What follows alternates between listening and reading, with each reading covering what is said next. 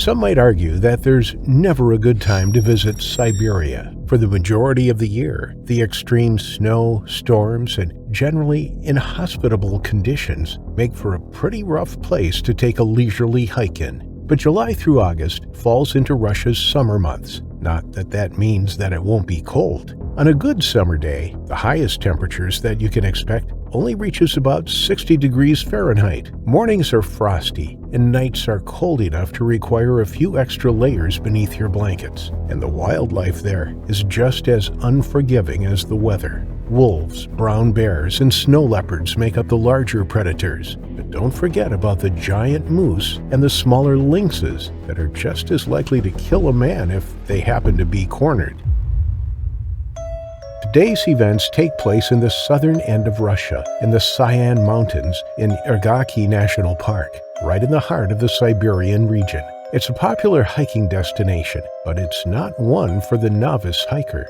Just like the rest of Siberia, it's rugged, cold, and filled with more dangers than most people can handle. The group of 4 hikers traveled all the way from Moscow to make a 2-week trip out there in the wilderness. But these were no city slickers who were biting off more than they could chew. Yevgeny Starkov, Anton Shelkunov, Pavel Zemchukov, and another unnamed man all grew up in the countryside. They were seasoned hikers, hunters, and they knew how to rough it out in the wild. Each of them made their way to the city because of their jobs and met each other at a hikers club. The 4 became best friends, since most of the members of the club were either on the older side or merely young people interested in getting outside the city for the first time. Yevgeny was the oldest of all, at 42, and the rest were all in their mid to late 30s. The 4 had a map hung up in Yevgeny's apartment, dotted with pins at all the mountains and spots that they wanted to scale and explore. For the past 2 years, the men made it their project to visit every one of the locations that they'd pinned on that map of Russia. They wanted to climb the Cyan Mountains eventually, but for this first visit, they thought it was wiser to trek out the park from one end to the other to get the lay of the land and an idea of what the climate was like. Next year, this time around, they would attempt to scale the mountains. The first week went just as planned. They fit everything they needed into their packs and set off, camping at a different spot every night. On the 8th day, the men settled next to a hilltop that had a river running beside it for 2 days, veering away from their usual routine so that they could do some fishing and rest their legs after spending 8 days on their feet trekking over the rocky and rugged terrain. The men were doing everything they should have to deter animals from being lured to the smell of their food. But after the first evening, an animal already found the place where they'd buried their food scraps. Another had dug into the covered hole that served as their toilet, too. The entire wilderness seemed to be aware of them already, and they'd been there less than 24 hours. But since the scratches on the ground where the animal had dug looked like it was made by a small animal, and they'd only spotted 2 moose stopping for a drink of water, they weren't all that worried about anything more dangerous. But that was a big mistake. The smell of their fish cooking over the coals alerted a brown bear in the area. Even in the middle of summer, when there's more food than usual, every single animal in the Russian wilderness will never let an opportunity for food pass up, especially not one that was sick. Something was very wrong with this adult male brown bear. Its eyes were bloodshot, probably from a raging fever. It was foaming at the mouth, and it was unusually aggressive. Whether it was rabid or had a parasitic infection that entered the brain, as bears are known to be susceptible to, no one knows.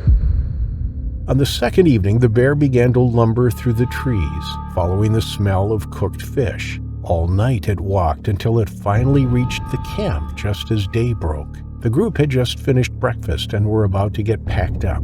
Anton and Pavel were rolling up the sleeping bags to put them back in their packs, while Yevgeny and the other man went to disassemble the first of the 2 tents. Just then, the massive hairy beast burst through the trees. Everyone stopped what they were doing, utterly bemused and caught off guard that they were suspended in a moment of dumbfounded shock. The bear took one look at the 4 humans and let out a deafening roar of fury, the foamed spit around its mouth flying out at the force of its breath, and then it charged straight at Yevgeny, who was closest to the tree line. Everyone scattered, all gunning for the rocky outcrop. Everyone knew that their only chance to make it out alive was to get to higher ground. They carried no weapons besides their utility knives, and that wouldn't do any good against this enormous specimen of bear. The bear gave an angry swipe at Yevgeny, knocking him off his feet and breaking his jaw instantly. The crack of his jaw snapping sounded through the forest like a gunshot. The bear left Yevgeny to chase the men that were running toward the hill. But with all of them heading in a different direction, it was confused about which one to focus on. It hesitated for a second, then turned back to Yevgeny, who was knocked out cold on the ground. It took Anton and the others only 3 minutes to make it to the top of the hill, and only then did they realize that Yevgeny wasn't with them. They peeked over the edge of the sharp rock down to the camp, and even from up there they could see the horror playing out underneath them, clear as day. The animal was tearing chunks of flesh out of their friend's abdomen. Even through all the blood, the flecks of white saliva were still sharply visible around the bear's mouth. For what seemed like forever, they could only stare and listen in absolute disgust and horror at the sounds of their friend being consumed right before their eyes. Pavel got to his senses first. Whispering words of comfort and sense, he kept the other two from going into a full panic. Even if Yevgeny was alive after that first swipe, he was certainly dead now. There was no question about that. The only mercy he'd been spared was that he was unconscious when he died. The only chance they had to make it out against a possibly rabid bear was to escape while it was preoccupied with eating their friend. The hike to their scheduled stop was 9 hours of hiking away. They could make it before the day was out. Staying put wasn't an option. The weather was too unpredictable to wait a few days for help to arrive. Staff at the rest point were unlikely to call in for help for at least 48 hours after they missed their check-in. All of their supplies were down at the camp. They had no water, no food, and they weren't even wearing shoes. And if they were caught at night wearing only their light underclothing, they'd be dead from exposure for sure. There was just no other way. They took one last look over the outcrop. The bear had made himself comfortable, sitting on its rump, gnawing at Yevgeny's left leg, almost like it was taking its time to savor its meal. They began to walk, the sounds of bones cracking, flesh squelching, and the satisfied growls of a feasting bear fading away in the background. What should have been a 9 or 10-hour hike was completed in just 7 hours. They'd walked right through their socks, and their feet were bleeding by the time they got to the cabin. There, the older couple who manned the station were appalled at the state of them, and even more horrified when they heard what had happened. But the chances of retrieving Yevgeny was virtually zero. Not only had the bear had 7 hours to do what he wanted with the body, the weather was starting to turn bad. In typical Siberian fashion, an unexpected storm rolled in just as the trio were airlifted out of the area. The chopper just couldn't risk flying back into the rain and mountain winds that were drenching the area. When they did finally get to the camp, the bear was long gone, and it had taken Yevgeny with it. The rain had washed away all signs of a spoor to follow, but still they tried for 5 days before finally admitting defeat when the next storm came rolling in. Yevgeny was gone, and all that was left behind was a ruined tent and a map of Russia filled with plans that were never fulfilled. The Siberian tiger is the largest cat in the world, with males often weighing more than 200 kilograms, 440 pounds, and measuring more than 10 feet long. They typically prey on red deer and wild boar, which comprise 72% of their diet. They are listed as endangered by the IUCN, and there are thought to be only 265 to 486 individuals left in the wild. These are predominantly in the Russian Far East, with a further small number ranging across the border into China and possibly North Korea as well. Despite their relatively low population size, they have been seen lurking in and around human settlements in more recent years. Destruction of habitat is driving humans and tigers closer together, and the big cats see livestock, pets, and sometimes even humans as easy prey. As snow descended over Siberia in the winter of 2023, the landscape was transformed by a blanket of white. But near the village of Obor, in the remote Khabarovsk region, something was stirring in the surrounding woodland. A Siberian tiger was on the hunt. Siberian tigers typically hunt once a week and will consume up to 9 kilograms, 20 pounds of meat every day. This one had smelt the presence of man. It was drawn to the settlement in search for food during the harsh winter months. The winter in Khabarovsk extends from November through to February and sees an average temperature of 8 Celsius (-17 Fahrenheit), with the coldest winter months regularly dipping to below -25 Celsius or -13 Fahrenheit. But the Siberian or Amur tigers are adapted for a life in the cold. They are a subspecies of tiger with a longer, thicker fur than those found in India and more body fat to keep warm. The tiger walked between the birch trees, pausing to sniff the air as it made its way closer to civilization. It could hear the sounds of people within the village, the noises of everyday activities as people went about their lives. Dusk was setting in, and the nocturnal hunter's night vision was an incredibly powerful weapon in the hunt for prey. Relying less on speed and more on the element of surprise, Siberian tigers are ambush predators. They must get as close to their prey as possible before pouncing on it. Their heavy weight, bulky frame, and dense forest habitat are not conducive to flat-out sprinting. Stealthily, the tiger crept closer to the houses. Nobody noticed it approaching the settlement. A resident of the village, known affectionately as Uncle Vitya, was inside his home. He was 76 years old and had worked his entire life on the railroad, but was now a retired man. He was described by a former colleague, Evgeny Lupin, who was head of the neighboring village, as a very positive and literate man. But when he heard the desperate cries of his dog outside his home on Monday, December 4th, 2023, he rushed out the back door and into the gloom of the evening. He ran towards where his dog had last been seen, but there was no sign of it. Instead, Vitya found a trail of blood leading off into the forest. The snow was compacted where there had been some kind of tussle. He could no longer hear the yelps from the dog, and there were some enormous paw prints in the deep snow. He knew that a tiger had taken his dog, and he was determined to track it down. Armed with his rifle, he set off to search for his pet. Soon, the streaks of blood through the pristine white turned to occasional droplets, and then the trail of blood dried up altogether. Now he was just relying on following the paw prints. But as evening set in, following the trail became more and more difficult. Once or twice he lost it before picking it up again and continuing on his mission. His head was telling him to turn back. He knew the pursuit was dangerous, but his heart was telling him to carry on. He wouldn't rest until he found out what had happened to his beloved dog. But he should have listened to his instincts. He should have turned around.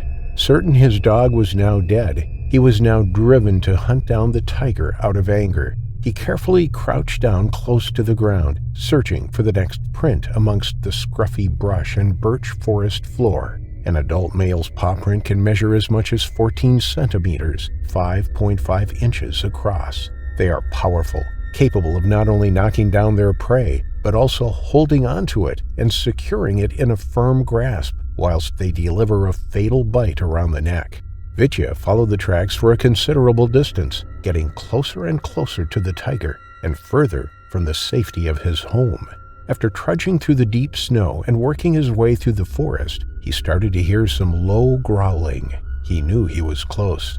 A few more steps and he came face to face with the tiger. It was lying on the ground with the man's dead dog on the snow in front of it. The dog had been torn apart and partially consumed. The tiger's muzzle was tinged with red. Its immense paws were holding the dog down as it ripped meat from the bone. Vitya stood stock still, their eyes locked, man and beast eyeing each other for a brief moment. The big cat was impressive. Even in the dim light, its bright orange and black coat was a beautiful contrast to the white snow. The dog was dwarfed in its presence, and Vitya's heart began thundering in his chest. This was it. This was the moment. He was about to raise his firearm when the tiger rushed at him, its ears pinned back, its mouth open, baring its canine teeth. In less than a second, it had covered the ground between them. It pounced on top of Vitya. He let out a cry as it made contact, but being so far from the village, his cries went unanswered. Vitya was knocked to the ground. He felt the hard, cold snow beneath him and the warmth of the tiger on top as he was sandwiched between the predator and the ground. The tiger went straight for his throat. He could feel the powerful jaws closing down around his neck, and he tried to push it off, but the tiger weighed in excess of 200 kilograms, 440 pounds. He was no match for the largest of the big cats. The warm blood from his severed neck trickled down onto the pristine white snow, turning it red where he lay. Moments later, he was suffocated by the tiger and lay limp underneath it. When word got out that Vitya was missing, locals went in search for him.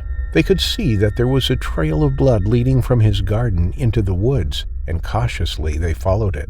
After a considerable distance, the trail ended, and there in front of them lay the 76-year-old. He was clearly dead, and not far from where he lay were the remains of his dog. Authorities suggested that the tiger had perceived Vitya as a threat to its meal and charged at him to neutralize the threat. It was a terrible end for someone who was enjoying his retirement. He had worked all his life, and now that had been cut short in the most horrific of ways. Recently, the Khabarovsk region has experienced a worrying increase in the number of tiger-human encounters. In 2023 alone, there were more than 300 sightings of tigers entering human settlements in the area. Attacks on dogs are common, and experts attribute the rise in cases to excessive logging in the area, overhunting of the tiger's natural prey, and African swine fever, which had decimated the wild boar population, an important prey for the tigers. Locals have called on President Putin to increase protection for the endangered cats. In 2013, Putin created a foundation for the conservation of tigers, but now it seems more needs to be done to protect this iconic species and its habitat, and ultimately reduce the incidence of human-tiger interactions.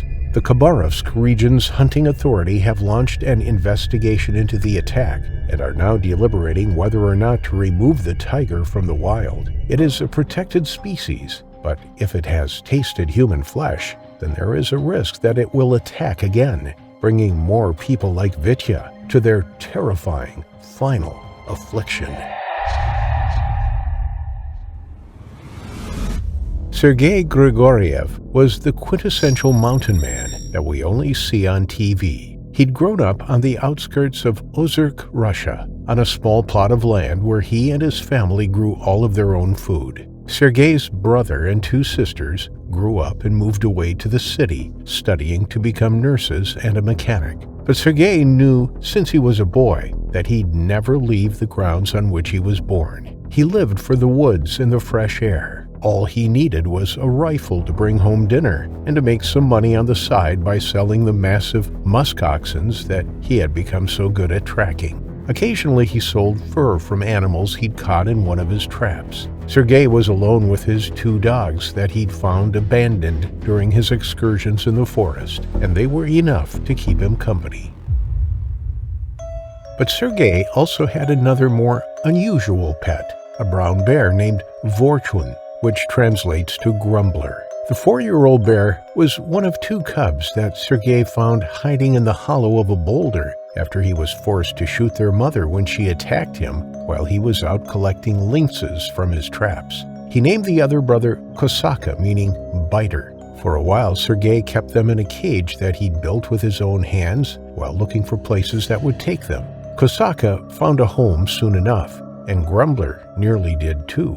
But when Sergei found out that the people who were interested in Grumbler wanted to use him as live bait to train hunting dogs, he pulled out of the deal and kept him instead. He just couldn't bear the thought of the creature being treated in such a cruel way. Sergei's siblings came to visit him often at their old childhood home, and they'd long since accepted his eccentric and unusual way of living. But even they thought that the bear was taking it too far. Of all people, Sergei should have known better than to keep such an unpredictable animal as a pet. but Sergei shrugged off their warnings. Grumble had the freedom to walk where he pleased and only ever slept in his cage until he turned 2 years old. But soon Sergei was forced to keep him in his cage after the nearly fully grown bear became angry with one of Sergei's dogs. Sergei jumped between the animals and got a nasty scratch across his chest for his troubles, but it became clear that Grumbler's freedom had to be reined in if Sergei hoped to keep all of his pets alive.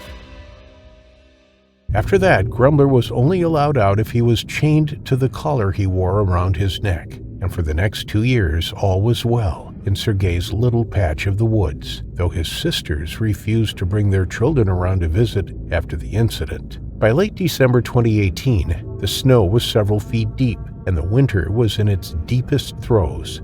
Like every winter, Sergei and his odd collection of pets kept to the property, since hunting opportunities are virtually non-existent in the brutal Russian winters. Sergei and his closest neighbor, Dmitry, had a standing arrangement to have tea with each other at least once a month. When Dmitry braved the snow for his monthly visit, he noticed that Grumbler was pacing in frustration in his cage. He even told Sergei that the animal was surely out of his mind with confusion. Brown bears hibernated during this time, and everything in Grumbler's being was telling him to go off into the woods to find a quiet cave to lay down in for the winter. But like always, Sergei shrugged the warnings off. As soon as Dmitry left, Sergei decided that Grumbler probably just needed to stretch his legs to get rid of some of those winter jitters. He had been bad-tempered since the snow started to fall. He picked up the chain and walked out, whistling for Grumbler's attention. When the creature heard the call, he came bounding to the gate of his cage. But Grumbler had no intention of walking around on a leash. He wanted to go into the forest that was calling for him. Sergei tied the long chain to a post inside the cage, attached the other end to Grumbler's neck, and opened the gate so that he could walk a few yards out into the snow. But the moment that the chain pulled tight, Grumbler began to struggle with it. He wanted to go, to run, and to be free to do as his instincts told him. The wooden post began to creak and whine against the massive pull from the half-ton beast that was straining to rip it out of the ground. Sergei ran forwards when he saw what was about to happen, and just as the post exploded out of the snow in a shower of frozen ground, he grabbed onto the chain as Grumble was about to leap forward. Grumble's head snapped back when Sergei took hold of the chain, and instinctively, without even looking what the cause of his halt was, the animal turned around and charged towards Sergei. His massive paw hit Sergei right across his chest, caving in his sternum with a sickening crack.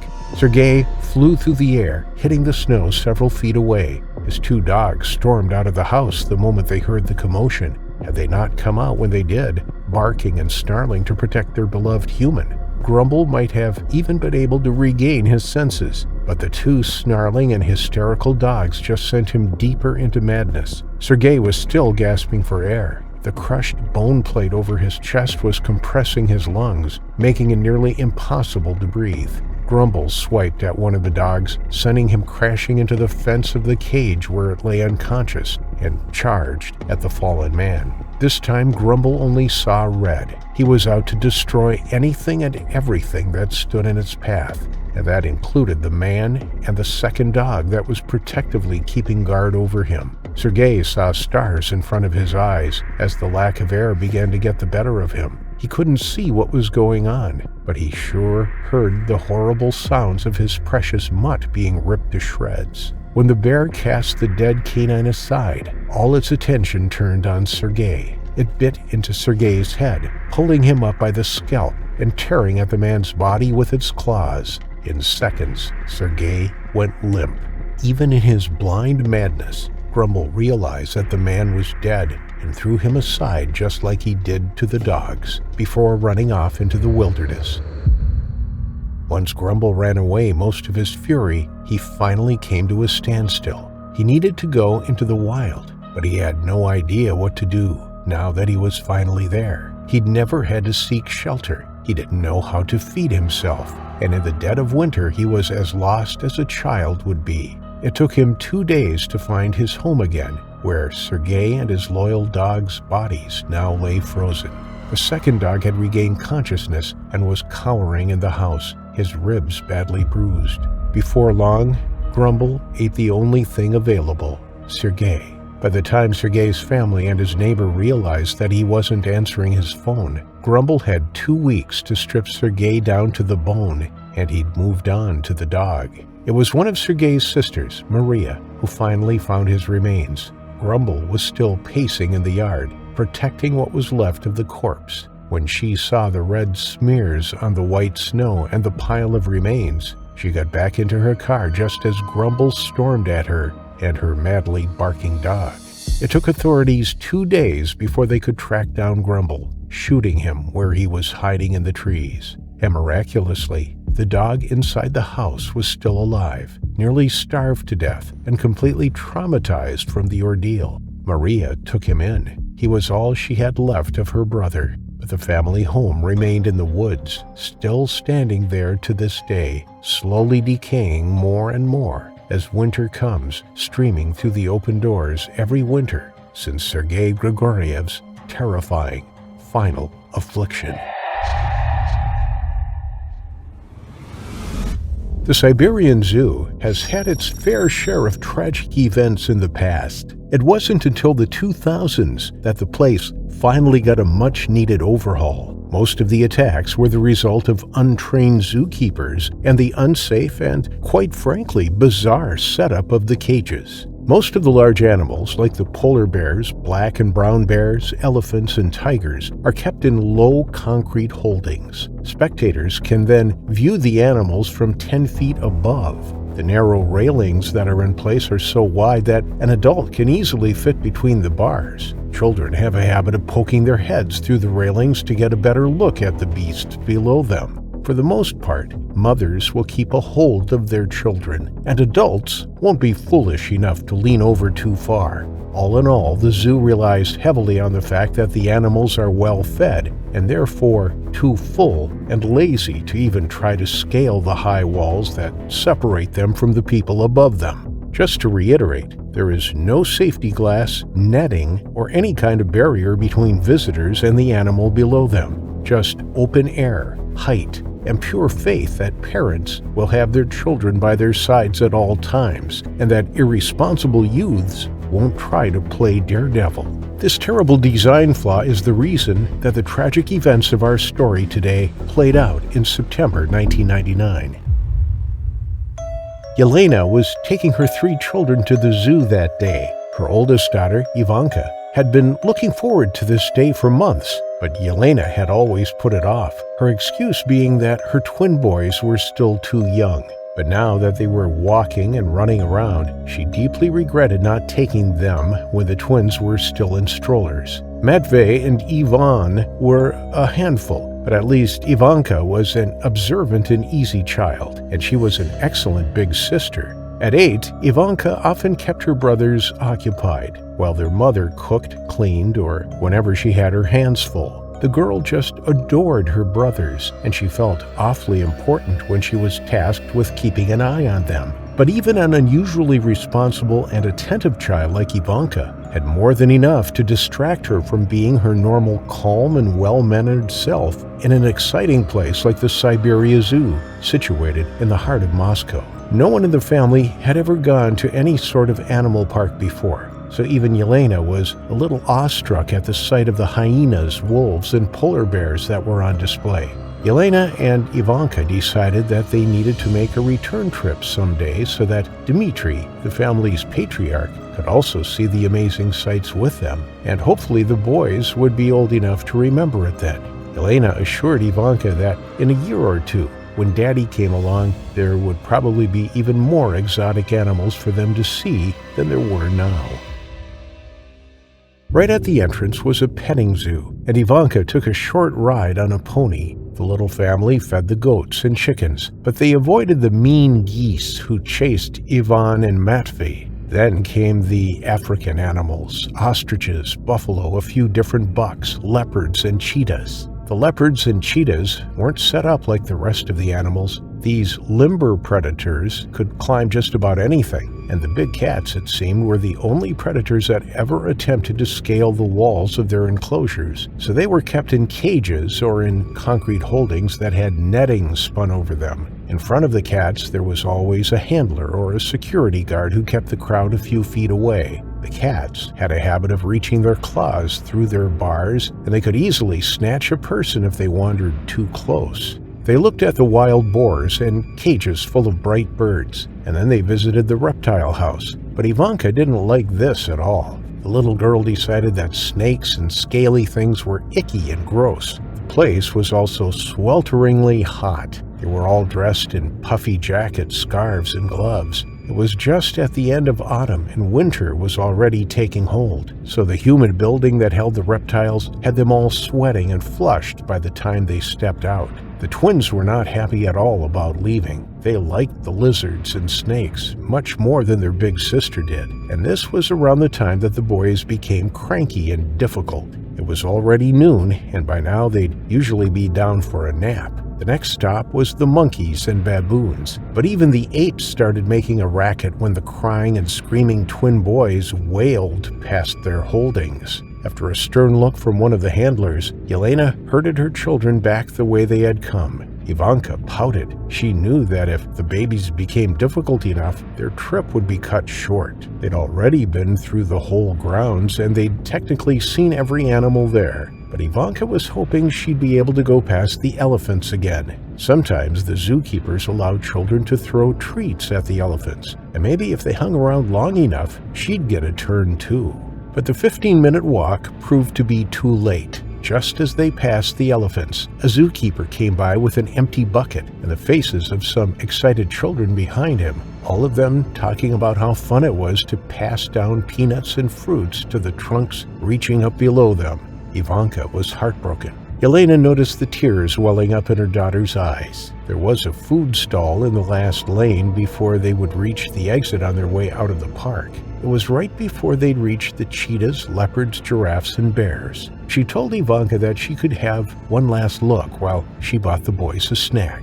Surely food would give their sister at least a few minutes apiece for one last look around. And given that Ivanka was such a mild-mannered and well-behaved child, Yelena had no reason to doubt that her daughter would be perfectly capable of taking care of herself for a few minutes. She sat the boys on one of the benches, and sure enough, the prospect of snacks and juice was more than enough to dry up their tantrums right on the spot. Ivanka practically bounced away like the capuchin monkeys they just saw when her mother gave her permission to have a quick look at the enclosures, with the command that Ivanka stayed within sight of her. But like all children, no matter how well behaved they are, it didn't take Ivanka long to get distracted from her promise to her mother. She got to feed the enormous giraffe and went for one last look at the lazy cheetah waving its tail as it lay on a rock. And just past the feline was the bear enclosure that held the black bear cubs. It was just around the corner, and it didn't occur to her that it was just far enough to be out of her mother's view. Ivanka hadn't gotten a good look at them before, and she still had a handful of pellets left over that the giraffe hadn't eaten from her hand. So she wandered over to the railing, expecting to see tiny, fuzzy cubs. But they weren't at all as cute and cuddly as she expected. The two larger bears were almost fully grown, and they were enormous. But she did spy some smaller, fuzzy cubs rolling around in a furiously cute game of wrestling. Ivanka sat right against the railings, looking down at the game playing out 8 feet below her. She was sitting next to an older boy who was leaning his whole upper body through the bars. He was yelling obnoxiously at the cubs, trying to get their attention. Ivanka thought he was very rude and loud, but luckily a security guard stormed forward, grabbed the boy by the scruff and marched him over to his parents. The boy did attract the attention of the baby bears before he was dragged away, though, and they were curiously looking up at the spectators above them, searching for the source of the noise. But he'd also aggravated the two older males in the enclosure. No one had noticed it, but the boy had managed to throw a rock at one of them just moments before. That, combined with the constant noise and distraction of the long day, just aggravated the already hormonal teenage bears. They were pacing back and forth in their irritation. Ivanka leaned her head over the edge of the concrete to get a better look at the little bears below her, and she started throwing the snacks down to them one by one. To her delight, they just gobbled them right up, and she soon finished all of the pellets in her gloved hand. Once the food was gone, the animals lost interest and started seeking entertainment elsewhere. Ivanka leaned over even more, keeping them in her sights as long as possible. Just then, the spiteful child was back, yelling for the cubs to come back. Ivanka jumped when he suddenly screamed just above her head, but she wasn't the only one to be startled. The two larger bears also reacted, and as Ivanka looked up at the lad to tell him to keep quiet, the pair rushed at the wall. Ivanka, looking up, didn't see what the crowd did. One of the males stormed at the wall and stopped short, just below the boy growling at him, but the other one did not stop. With a surprising burst of speed for the 300-pound animal, it leaped up at the wall, its paws outstretched. The boy backed away so quickly that he tripped over his own feet and landed flat on his rump right next to Ivanka, who was still on her knees, leaning halfway over the railing. The bear jumped high, but its head reached 2 feet below where the girl sat. It stretched out its body for maximum reach and swiped a paw in the direction of where the shouting had come from. The paw didn't manage to grab the boy, but it did snatch Ivanka, who was right next to him. And to the animal, it didn't matter. All the humans were noisy, hurtful, and needed to be eradicated. Its claws sank into Ivanka's cheek and neck, yanking her over the edge as the animal fell back down to the ground. She was so small and light that she practically flew between the bars, right into the midst of the maddened animals. The right side of her face was ripped open, exposing the teeth beneath her cheeks and leaving groves of raw flesh cut through her throat. She hit the ground on her left side at an angle, scraping that side of her skull clean. Ivanka's hair and scalp were embedded in the rock and concrete below the hysterically screaming crowd. Miraculously, the blow to her head did not kill her, but it did crack her skull, sufficiently dazing her enough to make her oblivious to her profusely bleeding face and neck. She even managed to push herself up with her arms and get to her feet. For a moment she wondered vaguely where she was and why she couldn't see out of her left eye. She did not realize that it was a flap of her scalp that had fallen over her eye, obscuring her vision. But behind her, the bear was also on its feet, and it bounded around, searching for the human it had managed to get its claws into. With the same unbelievable speed, it charged. The crowd gave a collective gasp as the massive body slammed the girl off her feet, pinning her face down on the ground. Ivanka only knew that she'd hit the ground again. Completely bemused and barely conscious, she did not realize that the violent shaking and crushing weight on her back was from the beast on top of her, clawing through her winter jacket and sinking its teeth into the back of her head. It grabbed hold of her blonde hair and reared back, breaking Ivanka's neck as it yanked her backward. And so, before 8-year-old Ivanka could even comprehend what was going on, before the pain and the horror could sink in, her world winked out and turned black. The other male reached the bloody scene and joined in, grabbing the girl's lifeless arm. Even the littlest cubs were inching closer, thinking their bigger cage mates had food that they might share. Armed keepers and security guards stormed in, just as the second male streaked away, with a tiny hand sticking out of its mouth. The larger of the two was now thrashing the limp remains against the closest rock, completely mad with rage. Even the cubs shrank away from his explosive anger. It took 4 rounds of live ammunition to drop him. Even as it lay dying at the bottom of the enclosure, the animal never let go of Ivanka. The zookeepers had to pry her from its jaws after it finally died from a 5th shot in the head. Elena heard the commotion as she sat feeding her toddlers. Normally, she would have backed away from the crowd that was storming toward the bear enclosure just around the bend in the path, for fear of her young boys being hurt in the stampede. But there was a horrible sinking in her stomach. Ivanka should have been back by now. She told her to come back after 10 minutes. Where was she? But then she heard someone in the crowd screaming about a girl who fell in with the bears. Without waiting for confirmation, she grabbed up her sons and ran into the crowd, screaming for her daughter. When she finally pushed her way through the horde of people to reach the railings, she looked down and saw the pieces of purple fabric that had just moments before been worn by Ivanka. And around the corpse of a bear, men were carrying away the broken pieces of what was once a bright 8-year-old who only wanted to feed the fuzzy cubs. The zoo did deepen the viewing pits by several feet after that day, but the viewing areas are still open air for the public, and very little has been done to the wide railings. They also moved any carnivores and omnivores into cages, like the cats were held in. But this hasn't been nearly enough. Every year the zoo has a fatality or an attack on an onlooker or a staff member. And given the state that Russia is in now, it's unlikely that they'll implement any better precautions anytime soon. It's only a matter of time before another zoo-goer meets their terrifying final affliction. The tiger weighs over 500 pounds and can grow to be 3 meters or 10 feet long from nose to tail. With sharp canine teeth over 3 inches long, it can tear apart entire limbs in a single bite. The Siberian tiger is known to possess a particularly vengeful and begrudging attitude towards anyone that dares cross its path, man or beast. With a cunning mind to match, it can remember encounters for weeks and plan elaborate plots to follow and hunt its prey. Once a near-extinct species, the predator also known as the Amur tiger had come back to life through conservation efforts and repopulated the province of Primoria near the world's largest undammed river, the Amur River. For decades, the tiger sat comfortably at the top of the food chain, feeding on moose, elk, and wild boar. That was until humans started populating the region, trying to scrape out a living in the dense taiga forests after the fall of the Soviet Union.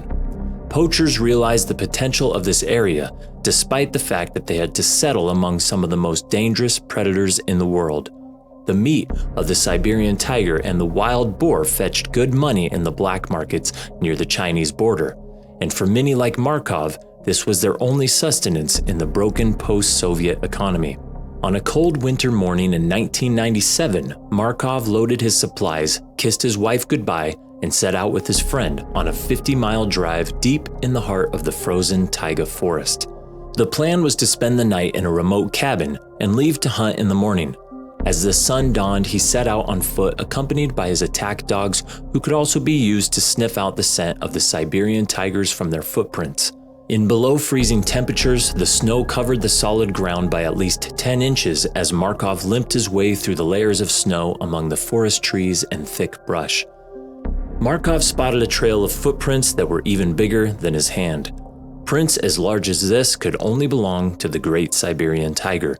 He followed the tracks for miles, hoping they would lead him to the animal they belonged to. Armed with a shotgun, Markov was confident that he was one clear shot away from a kill that could make him good money in this failing economy.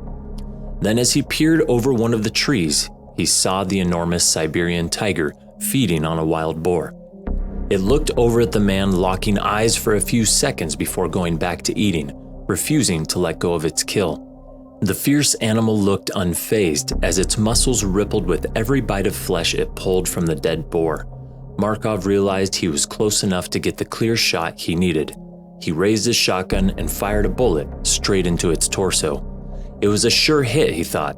It was only a matter of time that the tiger would succumb to the fatal injury. He walked ahead, salvaged whatever meat he could from the carcass of the dead wild boar, and followed the tiger a few more miles as it limped away injured in the deep snow. The white snow made it easy to follow the blood trail, but he noticed it decreasing the farther he went along in its pursuit. It wasn't long afterwards that the trail stopped, and Markov was left standing alone in the snow with no idea of where the tiger was, dead or alive. He quickly realized that the tiger must not have been fatally wounded and decided to head back to his camp to return the next day. He stored one piece of the boar meat just outside of his camp and left for town to see what he could trade for the other one. But while Markov was away, the wounded tiger had followed the scent of the man to the cabin and smelled its boar hunt stored outside in the wellhead. In frustration, the tiger reclaimed his kill and destroyed the wellhead in the process. It then camped outside near the cabin, awaiting the man's return. When Markov got back to the cabin, he noticed his dogs barking loudly and incessantly, trying to signal to him that something wasn't right. He peered through the window and saw the tiger at a distance. He called his dogs back into the cabin. If the injured tiger had still not left after reclaiming its boar meat, he was after more than just the boar meat. Markov realized that the animal had come for vengeance, and he could not afford to let it live once it had smelled his scent. He set up his gun through a shooting port in the wall and opened fire, wounding the tiger twice now from the same gun. It disappeared into the forest, still able to carry itself despite being shot several times. Markov decided to go to his friend Duncha's cabin not far away and drive away to safety with him in his car. His friend urged him to stay the night at his place because the car's radiator fluid had to be drained every night to keep it running, and they couldn't leave right away. Markov was now visibly frustrated and decided to make his way back to his cabin and deal with the problem the only way a poacher knows, by shooting the tiger until it's dead. Little did he know, in his absence, the tiger had torn down his cabin's front door and had made its way inside, chewing and clawing at anything that had Markov's scent on it. It shred to pieces clothing, mattresses, and tools that he had used, and then found a well-hidden spot outside the trail to lie in wait for Markov's return. It was dark, and Markov was just making his way to the entrance of the cabin when he was ambushed by the tiger. Caught unarmed, he soon found himself at the mercy of the vengeful Siberian tiger, and after their last two encounters, there wasn't much mercy left. Several hours later, investigators discovered a chilling scene outside of the camp, one that captured the grueling nature of the attack and the terrified helplessness of Markov in his final moments before being devoured. The snow around the scene had melted and flattened from the wrestling and wriggling that Markov must have tried while being eaten alive. There wasn't much to call Markov's body anyway. A few bones here, a pool of blood, red snow there. Some of his clothes were found several feet away. His shoes still carried his severed feet. His sleeves still held his detached arms. The tiger was momentarily pacified after tearing apart its hunter and headed downstream. Word had now gotten out of the man-eating Siberian tiger, and terrified poachers and settlers evacuated the taiga forest to escape the same fate as Markov. The only one still in the area was 25-year-old Andrei Pachutnya. He was a trapper who had set up traps in the forest to catch animals for their fur. Andrei's parents urged him not to leave the house to check his traps until the tiger had been found, but he did not heed any advice to stay inside and set out in the forest. In Andrei's absence, the tiger had found his cabin and thrashed it just like it did to Markov's cabin. The Siberian tiger seemed to want to follow and tear to pieces anything that smelled remotely human. Upon his return, he was ambushed by the tiger near a neighbor's cabin, nestled behind a mattress as if it had been lying in wait for him all along. There was not much fight or resistance. Andrei attempted to pull his shotgun from his shoulder and take aim, but the bullet refused to fire. In the harsh Russian winters, older guns were known to have ammunition failures from a frozen cartridge. His shotgun failed at the last moment he would have wanted it to. Andrei was now easy pickings for the Siberian tiger, as it jumped on top of him, leaving him little chance for a fight. Young Andrei's father called for a search and rescue mission to find his son, and they did. But all that was now left of Andrei was a few bloodied clothes and a chard of the cross. The tiger had been feeding on him for over 3 days when the search team discovered him, and there was little of Andrew they could salvage from the site to return to his father. At the time, Project Tiger was a Western-funded animal conservation group operating in the taiga forest, trying to stop illegal hunters and poachers from driving the Siberian tiger to the brink of extinction. The head tracker for the mission, Yuri Trush, found himself in an ironic predicament. As a tiger conservationist and a researcher himself, he was tasked by the authorities to find the injured tiger and kill it on the spot. He was accompanied by officers Shibnev and Pionka, and the trio soon discovered the tracks of a limping tiger. It had been walking on 3 legs, carrying one in the air, likely wounded. The tracks led them to a remote area near the cabin of a man named Shlemenko. The party now knew the tiger was nearby. They listened closely to every ruffle in the trees and then saw the slightest movement in their field of vision. As they went close to the cabin entrance, the giant Siberian tiger leapt at Officer Trush from behind with a deafening, loud roar. All three men frantically tried to aim their guns at the tiger, but it was too late for the head tracker, as he quickly found himself beneath the angry behemoth tiger, clawing and gnawing at his vulnerable body. In the heat of the moment, the trio had fired dozens of bullets, and 11 of those hit the tiger, which after a few seconds finally collapsed and died. Gathering his senses, Officer Trush tried to figure out where his rifle had gone, only to later realize it had partially gone down the tiger's throat as it jumped at him. The Siberian tiger was loaded onto a truck and taken to the village to confirm that it was indeed the correct tiger. The tiger, after killing, maiming, and terrorizing settlers for far too long, had now finally been killed. The animal was later skinned and put up for display in the region's administrative headquarters as a stark reminder of the horror brought by the man-eating tiger, and a lesson for what happens when man and beast cross each other's paths, and in this situation, leading to two people's terrifying final affliction. The following story has few concrete details. It seems that no one is willing to talk openly about what happened at a small private zoo in Russia on December 2, 2017. Set within the Istra district, located 25 miles west of Moscow, lies the village of Obnovyeny Trud. The locals seem to be a close-knit community, that is, except for one local in particular. Sergei Alexandrovsky made his millions in the airline industry. Currently the chief executive officer at Rossiya Airlines, he spent his money on another passion of his, animals. In the early 2000s, he set up a private zoo at his home in the village. He opened it to paying guests. It was more of a menagerie than a zoo, with animals held in small enclosures, isolated, and with little in the way of environmental enrichment. In 2020, Russia passed a law that meant keeping many exotic animals privately was banned. This was for the welfare of the animals as well as the safety of the owners. However, before the law was passed, it was relatively easy for civilians to purchase and keep exotic pets within Russia. Those purchased before 2020 are allowed to be kept until the end of their natural life. Some locals in Sergei's village didn't like having the zoo animals on their doorstep. It made them feel uneasy and unsafe.